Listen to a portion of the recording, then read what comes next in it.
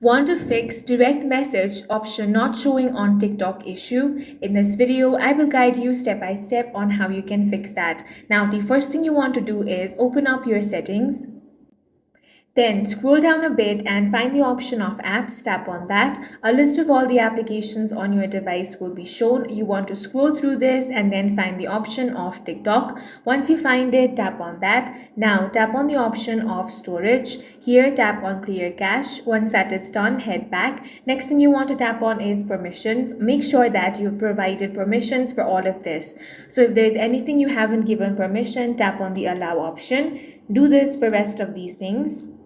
Now, if your problem is still not fixed, launch open TikTok, then tap on the three lines at the top right corner. Now select settings and privacy. Scroll down and tap on report a problem. Now select interaction, then select direct message.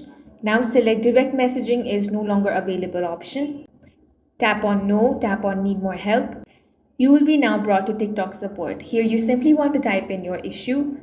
Then provide all the details that is required. After that, TikTok customer support will help you fix this problem, and that's all for this video. If you found it useful, make sure to hit the like button and subscribe for more videos like this.